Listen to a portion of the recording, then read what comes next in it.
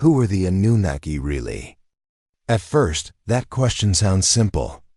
But the deeper you go, the more it pulls you not only into ancient Mesopotamia, but also into the fears, curiosities, and imagination of the modern world. Because the Anunnaki are not just a name found on old tablets. They exist at the crossroads of history, mythology, and modern conspiracy culture. On one side, there are the ancient divine figures mentioned in cuneiform texts. On the other, there is the modern story of alien masters who created humanity. And that is exactly where the real mystery begins, because what people talk about most, when it comes to the Anunnaki, is often not what they truly were, but what humanity has turned them into today. When many people hear the name Anunnaki, they think of an interstellar civilization, hidden history, lost planets, and the unknown origin of humankind.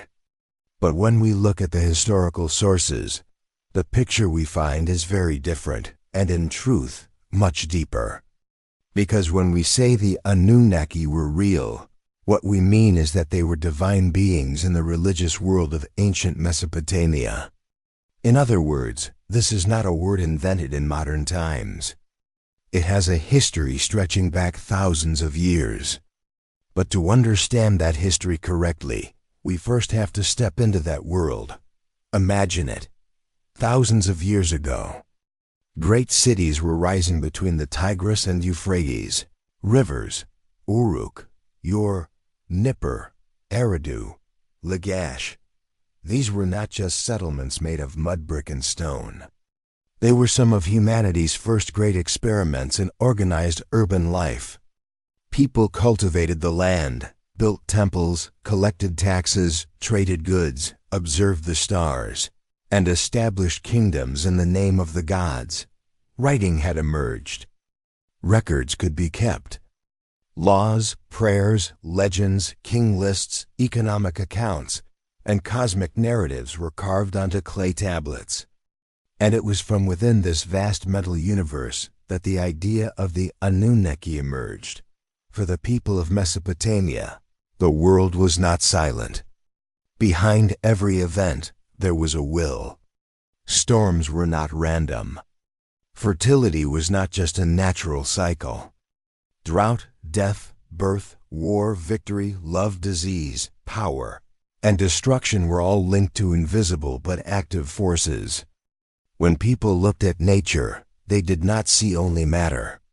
They saw divine powers with personalities, beings who became angry, who loved, who punished, who judged, who decided. That is why Mesopotamian religion was not simply a system in which gods were believed in. It was also a structure in which the entire universe was imagined as part of a sacred order. Sky, earth, sea, wind, sun, moon, fertility, death, and fate were all expressed through divine names and figures. The Anunnaki were part of that sacred order. But one of the most important points in understanding them is this. The Anunnaki were not the name of a single god.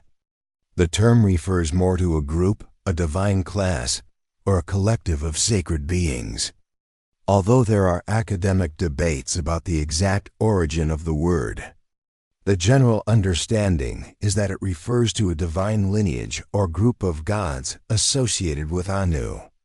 The sky god. So what we have here is not an individual, but a collective. But the matter does not end there.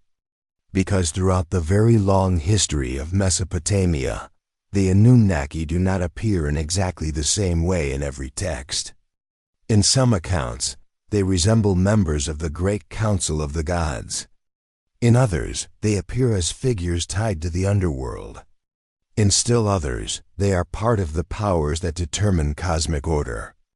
In other words, their role changes over the centuries. It expands, contracts, and is reinterpreted in different contexts. And that tells us something important. The Anunnaki are not a fixed cast of characters. They are a living mythological concept. Civilization in Mesopotamia did not appear in a single moment and remain unchanged. The Sumerians, Akkadians, Babylonians, Assyrians, and other peoples inherited this cultural legacy, transformed it, and rewrote it.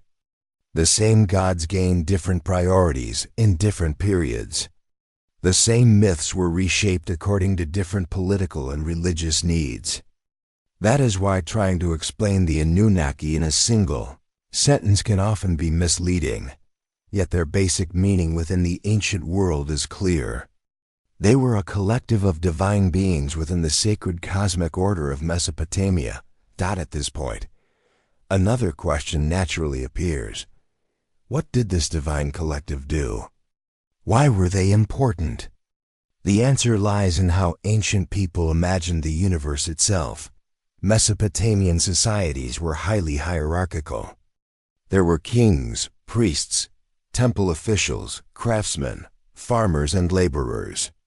Order was understood as something built from the top down.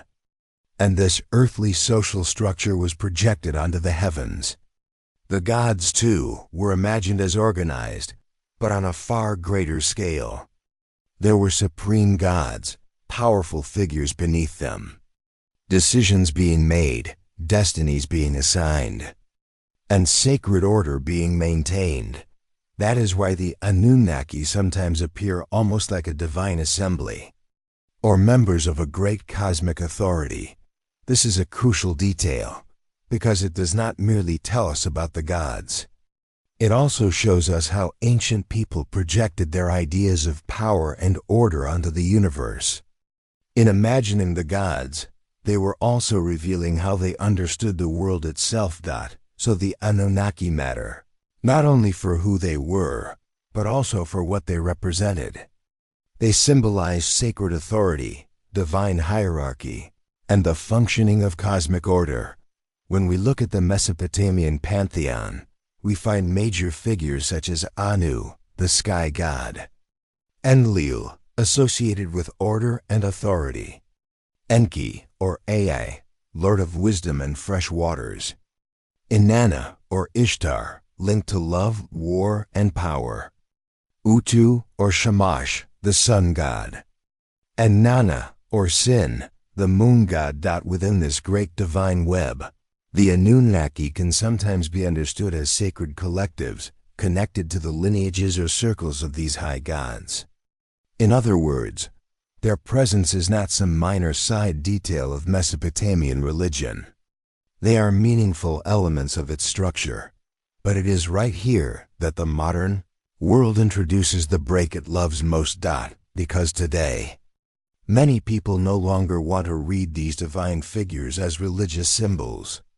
Instead, they want to read them as misunderstood records of highly advanced beings who once came to Earth in prehistoric times.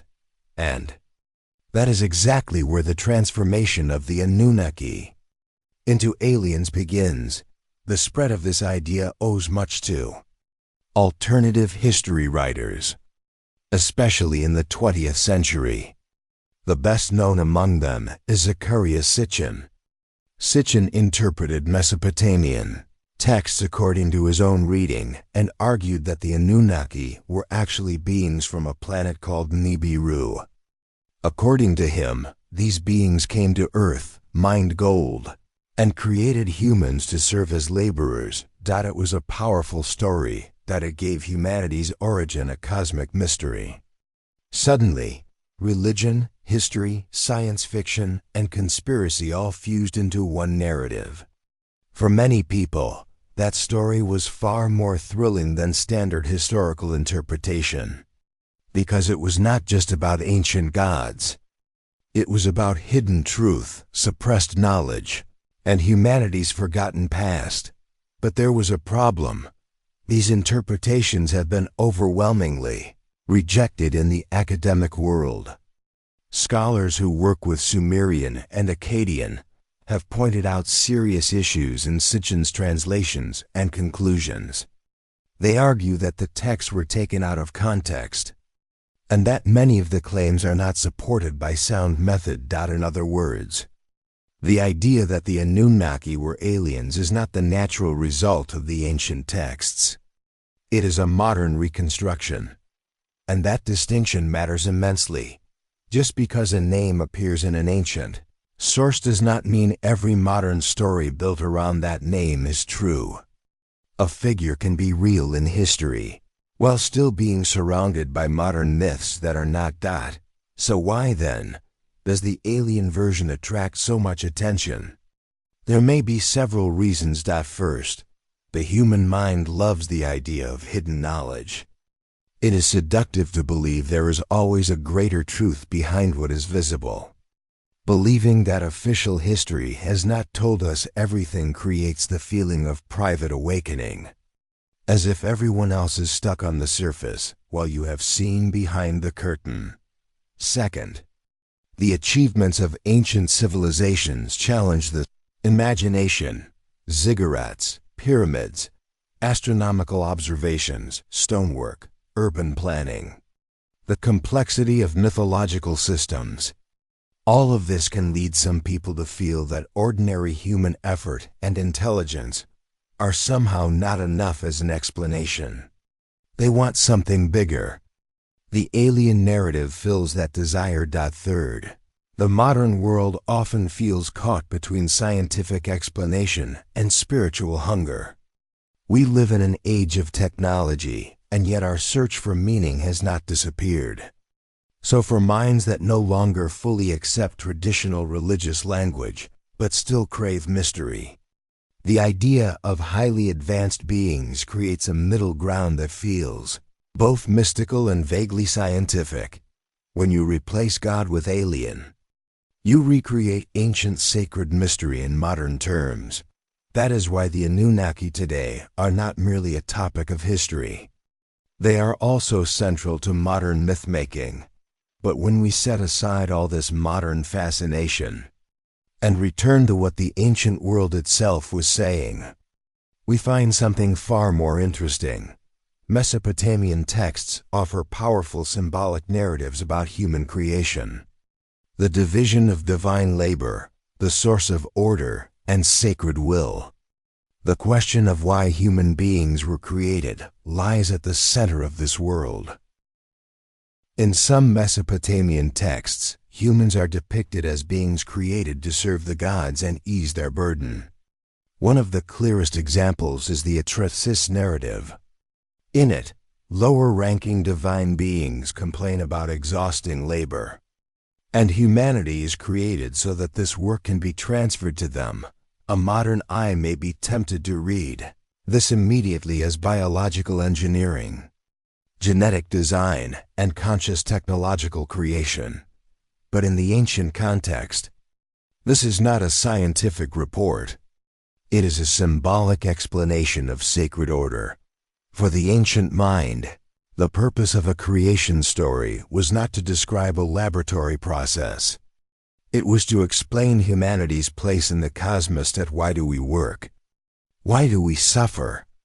Why do we offer sacrifice? Why are we mortal? Why does the world seem built on service and burden sharing? The answers were given in mythic language. So the idea that humans were created for the gods should not be read through a modern industrial lens. It is the cosmic expression of a sacred social order. If humans work in fields, serve in temples, and pay tribute to kings, then the heavens must have a corresponding structure. The gods maintain their own order, and humanity becomes part of it. That is why reading the Anunnaki as superior engineers who created humanity imposes modern science fiction language onto an ancient symbolic narrative. The true power of these texts lies in their symbolic density. They do not explain biology. They explain meaning. They do not explain technology. They explain order. They do not explain laboratories. They explain fate. Another important dimension is the Anunnaki's connection with the underworld. In some texts, they appear linked to the realm of the dead. This matters greatly because, for the Mesopotamian mind, death was also part of sacred order. Death was not simply an ending. It was an entrance into another region of divine structure. The underworld was not an empty void of darkness, but a place with its own rules and authorities. The appearance of the Anunnaki in this context shows that they were not merely celestial or governing figures. They could also be tied to death, fate, and ultimate order. So what we are dealing with is a multi-layered, divine collective. That very complexity also helps explain why they are so easily used in modern conspiracy narratives. A group of beings that appears in different texts in different ways, tied sometimes to heaven and sometimes to the underworld, is extremely fertile material for modern imagination, but ambiguity is not automatic proof of aliens. It simply shows that mythological systems are complex. Mesopotamia itself was not a static culture. Over thousands of years, there were changing political powers, conquests, religious shifts, and linguistic transformations. There are differences between Sumerian and Akkadian. There are differences between the Babylonian period and the earlier Sumerian world. That is why it is dangerous to pull a single sentence from a single tablet and generalize it across the whole system. This is where historical method matters. To understand a text is not just to translate words. It is to read those words together with the period, ritual setting, religious practice, relationship to other texts, and symbolic context in which they appear. If you do not do that, you are not really reading the past. You are reading the desires of your own age. And perhaps that is the heart of the Anunnaki question. People often are not really talking about the Anunnaki. They are talking about the questions of their own time. For the ancient Mesopotamian, the question was this: how is the universe ordered? What do the gods require from humans? Where does royal legitimacy come from? Why does fertility fail? What happens after death? For the modern person, the question is often very different. Did humanity arise by chance? Are we alone? Were we guided by another force? Has history lied to us? These are two very different worlds of questions, yet they meet in the same figure. That is why the Anunnaki are like a mirror. Whoever looks at them sees, in part, their own mind reflected back. A Sumerian priest would see divine order. A Babylonian scribe would see sacred hierarchy. A modern conspiracy theorist sees suppressed cosmic truth. A science fiction writer sees ancient masters. From the stars, a historian sees layers of textual evolution, conceptual change, and cultural memory at work. So which of these is true? If we are speaking historically, the answer must be the one most grounded in texts, linguistics, archaeology, and expert interpretation. And that tells us that the Anunnaki were a divine collective within ancient Mesopotamian religion. They are not described in the sources as extraterrestrial engineers from another world. But another point should also be made. People are not drawn to the Anunnaki story only because of ignorance. Sometimes the reason is that history itself is already fascinating enough to ignite the imagination. Just think about it. Humanity, in the very early age of writing, had already created such complex systems for understanding the sky, the earth, water, death, and power. They imagined kinship among the gods. They envisioned cosmic councils. They linked creation, labor, and order. That alone is extraordinary. In truth, the Anunnaki do not need modern alien stories to be compelling. Their real story is already a doorway into one of the oldest, great exercises of the human imagination. For the people who lived in the shadow of Mesopotamian temples, the world was not merely a material environment. It was a living order full of sacred signs. When a king took the throne, this was not just a political event. It was the earthly expression of divine approval. When a city fell, it was not only a military defeat. It was a disturbance in sacred balance. When drought came, it was not only climate, but potentially the expression of divine will. In such a world, the Anunnaki were not abstract philosophical beings. They were powers believed to have real effect. People feared them, honored them, performed rituals in relation to them. So for the ancient person, the question, did they really exist, did not exist in the modern sense. They already formed part of the world's spiritual machinery. That is why what the modern world does is so ironic. We try to make the Anunnaki more mysterious by taking away their divinity and turning them into aliens. But for the ancient person, their true power already lay in the fact that they were divine. To us, a technologically advanced civilization may sound more realistic or more shocking. But to ancient eyes, the concept of a god was far greater than mere technical superiority. A god was the final source of meaning and order in existence. So if we truly want to understand the Anunnaki, we must first understand the sacred mindset in which they were born. Another question follows. Why is the academic world so cautious? Why, despite the ambiguities, does it not connect the Anunnaki with alien theories? The answer is not dogmatism. It is fidelity to method. In historical study, a claim is not strong simply because it is exciting. It must be supported by textual evidence, linguistic consistency, contextual fit, and confirmation from other sources. If an interpretation clashes with the broader picture shown by dozens of related texts, then no matter how dramatic it sounds, it remains weak. And that is what happens in the case of the Anunnaki. The tablets are real. The name Anunnaki really appears. But there is no reliable historical basis for loading that name with the meanings assigned to it by modern speculative narratives. What we actually have are the layered structures of Mesopotamian religious cosmology. Still, the human mind does not like empty spaces. If there is ambiguity in the texts, it fills it with story. If tablets are damaged, imagination completes them.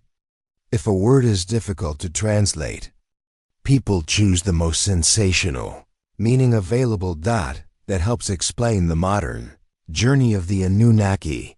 They were not carried from the ancient world into the modern age only as a name. They were transformed into vessels for contemporary fears, hopes, and theories. In a sense, the Anunnaki no longer belong only to Mesopotamia. They also belong to modern popular culture. They continue to live in films, documentaries, internet forums, YouTube videos, and conspiracy communities. But what is striking is that each new retelling gives them a different face. Some describe them as cruel creators. Some imagine them as bearers of lost wisdom. Some portray them as teachers who gave humanity technology. Others link them to ancient rulers of hidden global power. In other words, the Anunnaki are no longer just historical figures. They are modern symbols onto which people keep attaching new meanings, perhaps. Then, the more revealing question is not only, who were the Anunnaki, but also, why do we want them to be these things?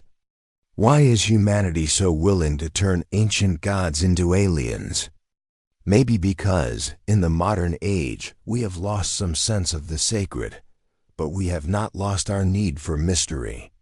Maybe because science explains much, yet it has not fully erased that first darkness that fascinates us. Maybe because when humans look at the sky, they do not see only stars. They also search for meaning. Anunnaki narratives grow strong in exactly that space. They are ancient, foreign, familiar, and unsettling all at once. On the one hand, they have historical roots. On the other, they adapt perfectly to modern anxieties. And because of that, even false stories about them can become remarkably durable. The issue is not only information, that it is the psychological power of narrative. But if we want to move a little closer to truth, we should accept this. The real value of the Anunnaki does not lie in making them aliens. It lies in seeing them as a doorway into one of humanity's oldest searches for meaning. They show us how the ancient world thought. They show us how power was made sacred, how labor was tied to cosmic order, how death was given a divine framework, and how humanity located itself within the universe. In the clay tablets of Mesopotamia, there are not only myths. There is also humanity's attempt to define itself, and the Anunnaki are one of the important names in that attempt. So perhaps what makes them most interesting is not whether they were real in the way modern conspiracy culture wants them to be, but why human beings keep needing them. For the Sumerian, the need was clear: to understand order, to explain fate, to sanctify kingship, to place death within a meaningful structure. For the modern person, the need continues in another form: to find an origin, to feel less alone, to see a greater plan behind chaotic history, to believe that the world is not random, but designed. These needs change shape, but the impulse behind them remains the same. Human beings have always struggled to tolerate the unknown. And to make the unknown bearable. They imagine gods, angels, networks of fate, or beings from the stars. The Anunnaki are one of the oldest, and still one of the liveliest examples of that human habit. That is why their story does not belong only to the past. It belongs to the present, too, and perhaps even to the future, because as long as human beings exist, they will continue to search for new secrets in the darkness of the past. And some names, no matter how old, will keep returning to the center of that search. The Anunnaki are one of those names. In the end, then, the Anunnaki were historically a divine collective in the religions of ancient Mesopotamia. They were most likely understood as part of a divine lineage associated with Anu, or as members of a heavenly council, or as important figures in cosmic order. In different texts, they took on different roles, sometimes linked to high gods, sometimes connected with the underworld, sometimes part of the machinery of fate and order, but the stories that describe them as extraterrestrial engineers, secret genetic designers, or alien masters who directed human civilization do not align with academic historical interpretations. Those are better understood as alternative myths created by the modern age.